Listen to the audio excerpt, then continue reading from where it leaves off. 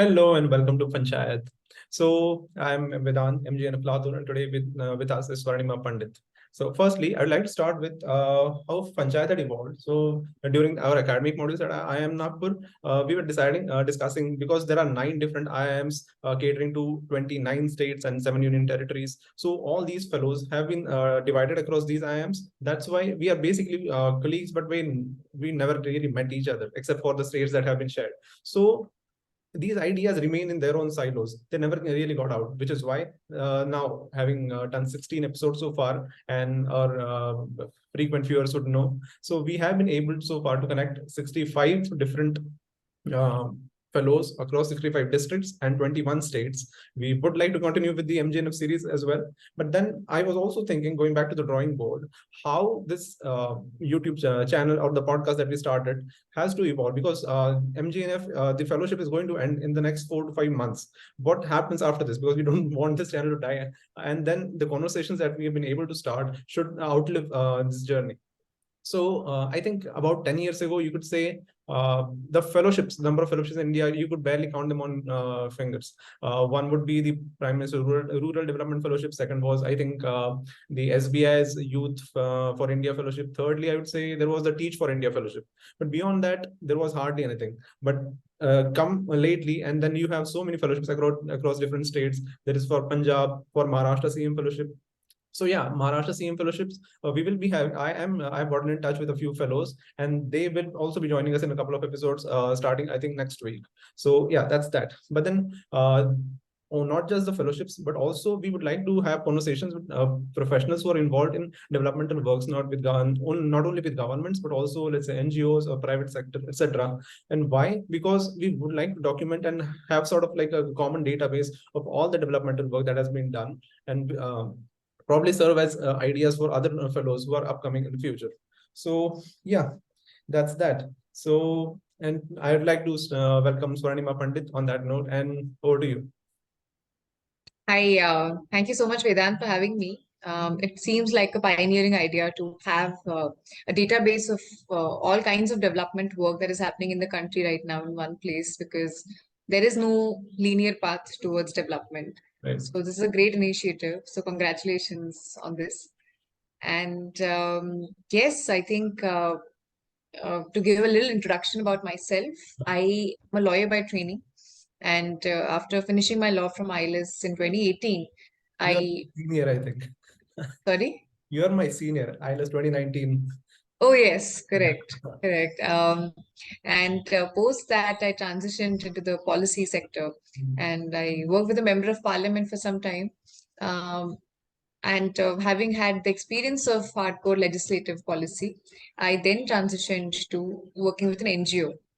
I was working with this NGO specifically in child protection, and the idea was to rescue children in trafficking situations. And from these two experiences, I felt like there was a combination of policy and field work, based on which then I began working with Government of Maharashtra and UNICEF. And I'm currently leading a team on child protection with the Department of Women and Child Development. Wow, that's great. So, would you like to tell us about some of the major projects that you have been involved in? Right. So, Vedant, to be very honest, let me just highlight this one fact regarding government functioning, which is something I try to highlight even through my Yeah, right. writing, is that there is no structured way to government functioning. Right. As a lot of the people who have worked in government would attest, I know. exactly, there The is proposals no. that we make, the interventions that we suggest, they are pending for almost a year, 6 months, etc., and never really come up. So yeah, sorry. Exactly. So there is no structured way. So even when we started, when the team was hired or sort of began its journey in 2021, this was right after the second wave of the pandemic. Right. And the team was put in place in a very difficult situation because Maharashtra had the highest death toll of COVID, which meant that we had the highest number of children who were orphaned um, because of the pandemic, or who had lost one parent because of the pandemic. So, keeping the need of the situation in mind, a team was inducted and placed in the 6 administrative divisions of Maharashtra. And I am currently leading the team from the Commissionerate headquarters. Okay. And the idea was the first project, as you asked, was to ensure that the children who have lost their parents, they are provided with educational assistance, financial assistance. They're connected to the right schemes of the government. And Central government launched a flagship scheme called PM Cares, which provided 10 lakh or a benefit of 10 lakh rupees as a fixed deposit to these children. So Right. connecting them to this particular scheme. Well, this was the first pet project that we started with, and this continued for the first 6 to 7 months of the uh, job. And since then, we have looked at ending child marriage in Maharashtra, working on children in street situations. These have also been a few projects. So you mentioned child marriage. How prevalent is it still in Maharashtra? Because given It- that we tend to believe that Maharashtra is a very progressive state and all, so Right. Right. Right. So I think Maharashtra, I've often shared this that Maharashtra is as diverse as a country. If Mhm. you look at the different regions, right, or even if you look at the 6 divisions of Maharashtra, the Konkan region, the Pune region, they're fairly progressive. Western Maharashtra is what we call it. But if you look at Marathwada, if you look at Aurangabad and Beed and Jalna, these places are plagued with, child marriage or Yeah. seasonal migration. And very often we Marriage overlook is these. something that happens to be in their DNA, I would say, because I have been asked, when are you going to get married? Like only one guy, okay, my immediate department head, he has asked me 34 times so far in last 1.5 year. Oh Why God. this obsession for marriage? Like, I know I am 30, okay, fine, but then for children, yeah. Right, right, exactly, exactly.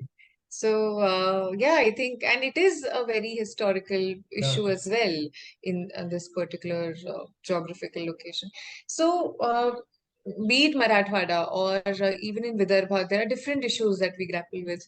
So, it's different in different regions of the state, but majorly the interventions that we are focusing on are in 12 districts of Maharashtra, Mm. precisely in Nashik and Aurangabad division, Okay. with Parbhani having the highest toll of child marriage prevalence in the state. More than 50% child marriages are recorded in Parbhani. So are there any, because largely we see sometimes, from TV shows like Satyameva Jayate and all, so they get NGOs involved. So have you been in touch with NGOs who have a large impact? Absolutely, absolutely, Vedant. So it's very difficult for government alone to do this work. Right. And I personally believe that it is not that only through laws or enforcing punishment can you break the practice of child marriage. It's a social practice, it's a cultural practice. So it has to be done with a community-driven approach or an immersive approach. You Right. have to get along with the people, tell them exactly why this will benefit them. This practice is not helping them and why letting the children, girls educate themselves, or that financial empowerment will ultimately benefit everyone. So, having said that, we've collaborated with UNICEF, we've collaborated with an organization called SBC3 Okay. to work with the schools in these 12 districts so that the advocacy starts at school level and even with the parents. So by the time the child is, let's say, 13 or 14, highly vulnerable to child marriage, that is by then the parents and the children are equally aware of what is to be done and what is not to be done. Uh, so probably I would like to ask you maybe one or two instances or highlights you of experiences in this regard. Would you like to share with us? Absolutely, absolutely. There's a great success story that I personally feel is, a milestone in this advocacy program. Is that in one of the regions of Marathwada, in one of the districts of Marathwada, there was a girl who was a part of this advocacy, who had been told about things like something called child line, that 1098, that is child line number. You can give a distress call, an emergency call, and they will come to your rescue. And she knew that child marriage is not legal, and the adverse impact that it has on women especially and girls. So her parents were very keen on getting her married, and the reason being that in fact this will probably benefit all your viewers. One of the most important reasons for child marriage is that the younger the bride, the dowry is lesser, Lesser, yeah. and that is a huge that sort of a huge driver for child marriage in Marathwada.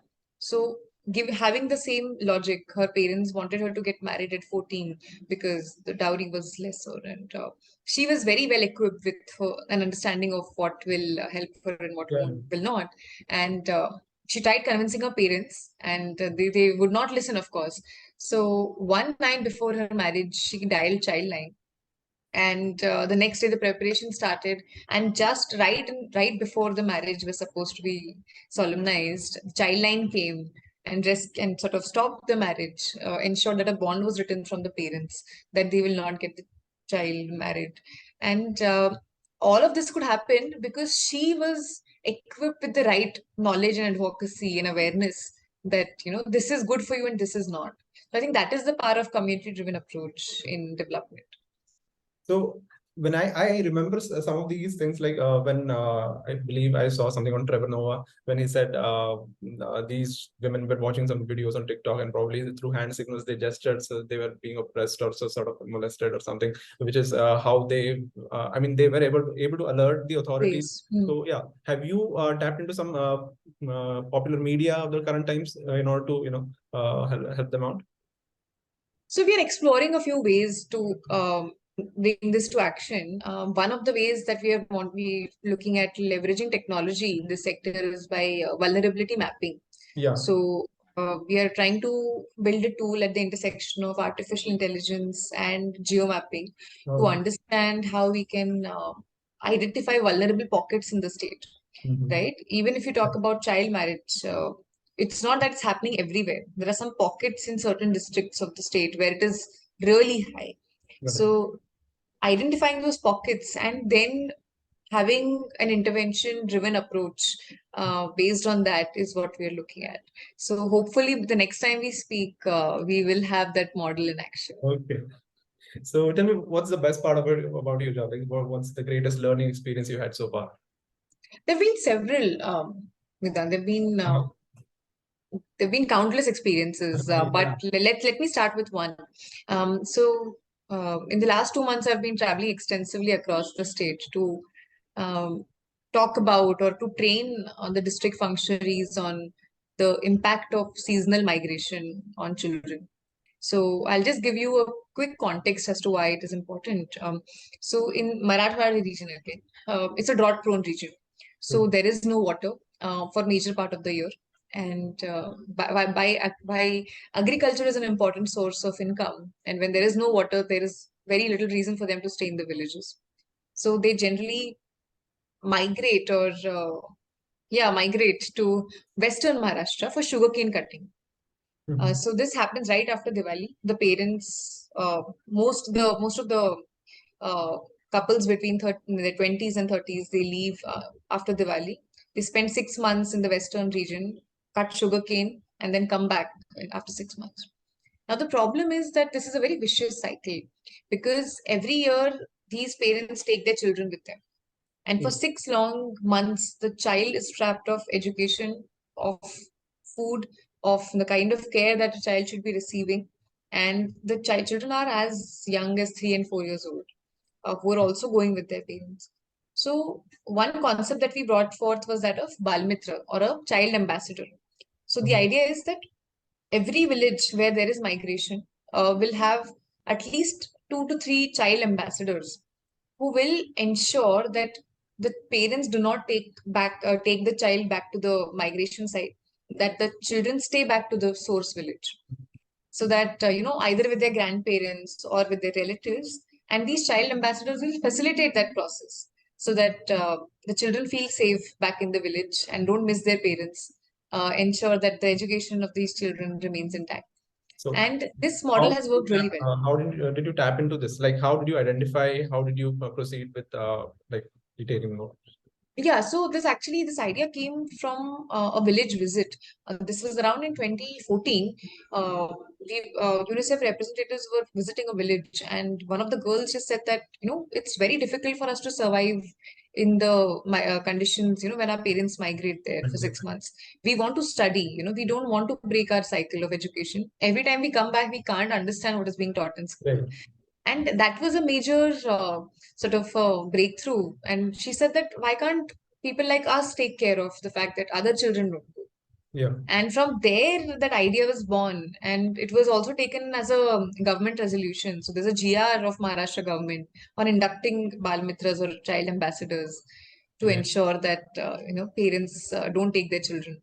And to circle back, the last 2 months I've been traveling to conduct training on how to implement this project Okay. in different districts of Maharashtra, majorly all districts of Maharashtra. And in one of these villages, when I was there, I could see some Balmitras already inducted. And there was a girl, 15-year-old, Urmila. And I asked her that, what do your grandparents do? She said they used to go for sugarcane cutting. What did your parents do? She said they used to go for sugarcane cutting. It's like, okay, and what do you want to do? And she said that very confidently. She said, I want to become a doctor. Oh, Straight and clear. Said that I want to break this cycle. I know there are no doctors in 50 kilometer of radius of this village, and I want to ensure that healthcare reaches my village. So I want to become a doctor and ensure that it happens. And that's that is the impact. so. See, when I was visiting villages across the district I'm deployed in, Latur. So when women get this whole receive a backing of economic empowerment, they are so able to place their demands with confidence. So there is a very small village, about 500 population, hardly 500 people, and so I met the sarpanch, and the panchayat hall was very small, like barely a 10 by 10 feet ka room, and broken chairs, etc. But only the sarpanch, one lady who was a part of the SHGs, and myself. So we three sat there and discussed. And even though the sarpanch being, I mean, you know how male-dominant society is, and the man like take the lead in everything. But this woman was still there and still in very confidently placed demand. Sir, nahi hame ye chahiye. Sir, this is what we are planning to do next year as well. They had a plan for the next 2 to 3 years what they wanted to do Correct. with SHG. So I was really impressed with that. Absolutely, absolutely. I think more and more girls or women are becoming aware of their rights and Yeah. wanting to enforce those. It's a great step. So I am an avid follower of your LinkedIn posts. Okay, but maybe sometimes it could happen that you're not able to articulate a very long article. So if you want to share any experience that may have left out, that's fine. I thank you for that. I try to write extensively about my work on LinkedIn, but there are some cases which get left, which Yeah. articles or some writings that get left out, of course.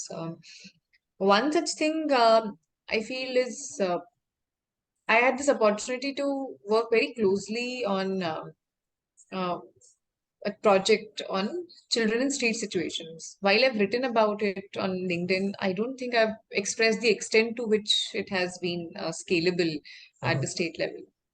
So it was last year, it was we realized at the state level that there are Maharashtra has the highest number of children in streets.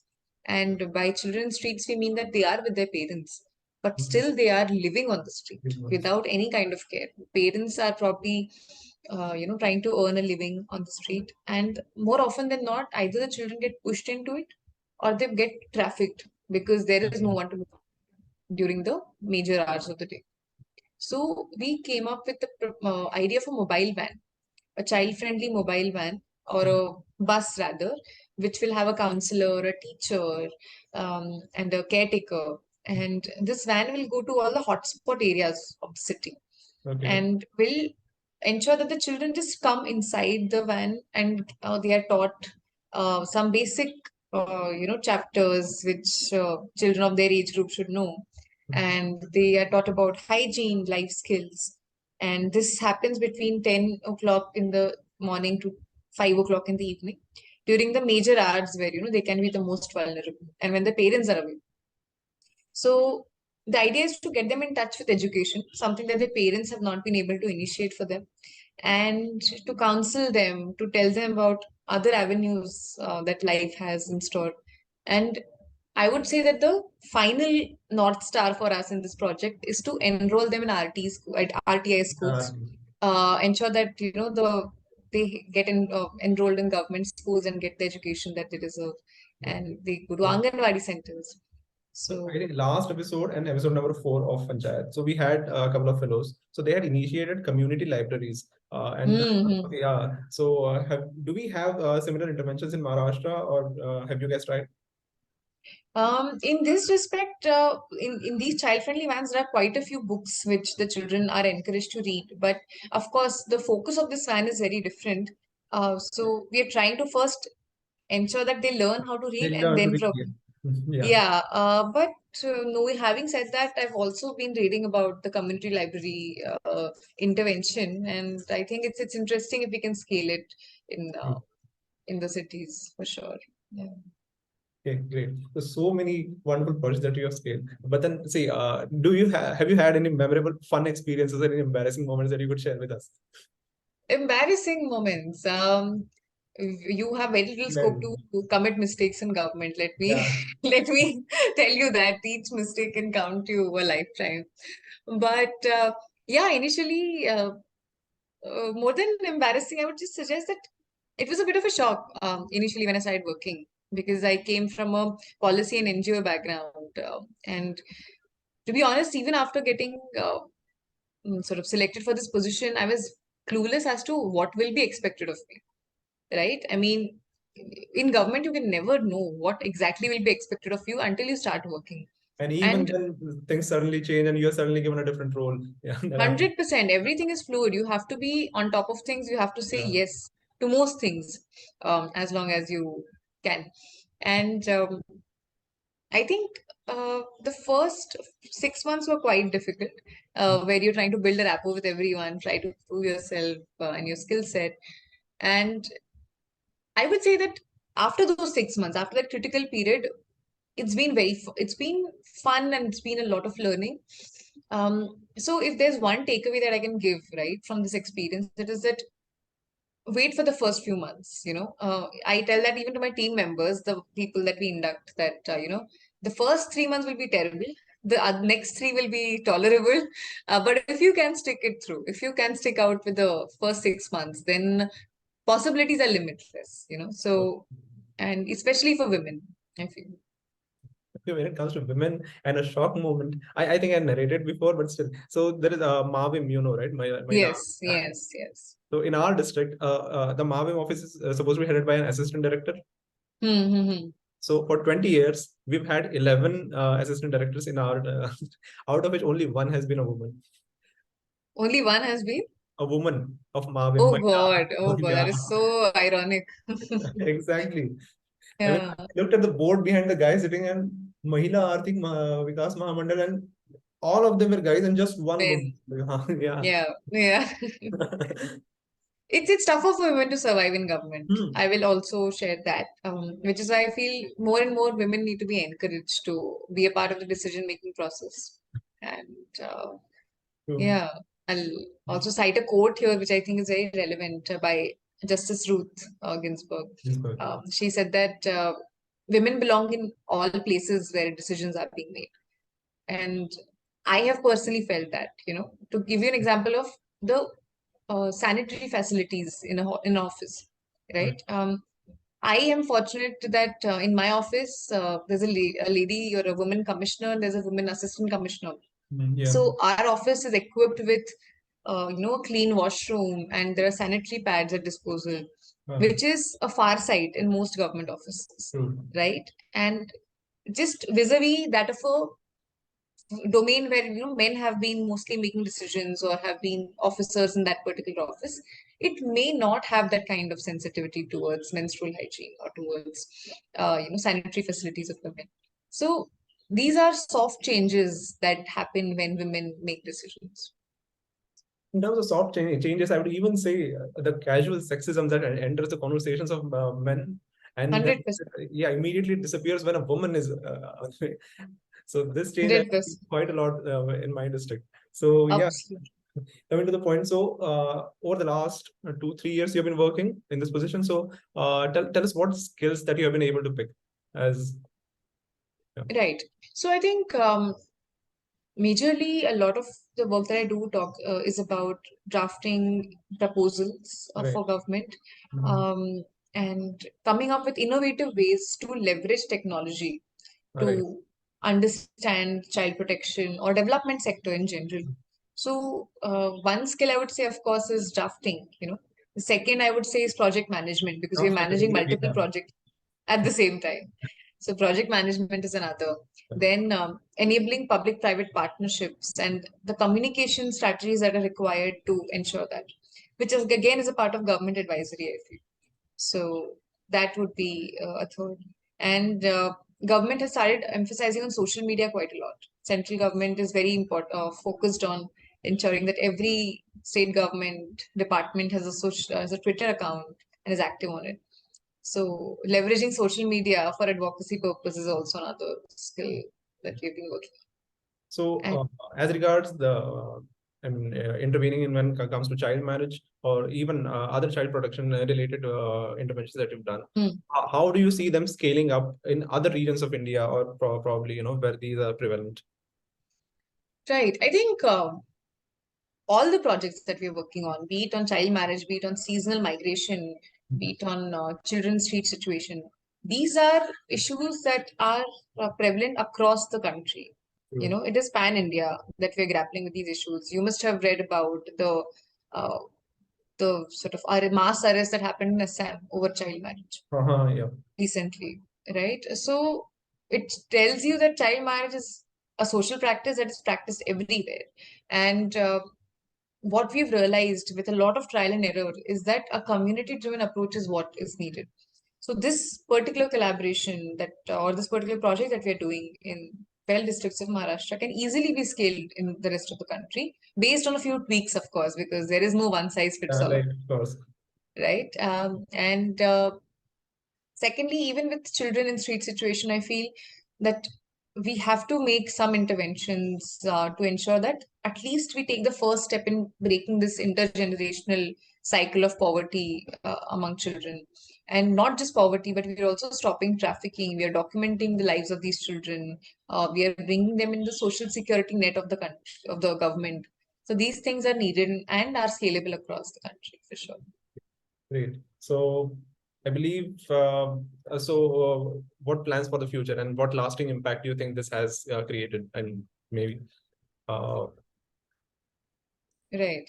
So, Vedant, this has opened my horizon or my perspective to understanding how impact at scale happens and, what does it take to make it happen. Right. Until you start working with government, it is a very opaque space, to be honest. Not much is written about government functioning or lateral entrance in government. Or maybe, We know, as law students, we tend to idealize a lot of things, and then when we, right. yeah. Absolutely, absolutely. We are used to a lot of structure in the way we function. Even the JDs that we have, job descriptions, we expect that things will flow according to that. But one good thing that government teaches you, which is also a lasting impact for your career and life, is that nothing is structured as such. You have to be prepared, you have to be prompt, you have to just stay on top of things, and these skills will last you a lifetime. So that is one lasting, takeaway. And in terms of the future, I feel that a lot needs to be done in child protection. So I would be very happy to associate, with the government of Maharashtra or with, any other agency in that capacity to ensure that we reduce the vulnerability of children. Wonderful. And thank you so much. There is a lot to learn, and there's so I'd really like to appeal all our viewers to follow you on LinkedIn and connect with you, because a lot of interesting projects that we have discussed and even more would be coming up post. So thank you so much, Swarnima, for joining us. Absolutely. Thank you so much, Vedant. This is a great initiative, and I hope more people come to know about it. Thank you once again for having me. Best of luck.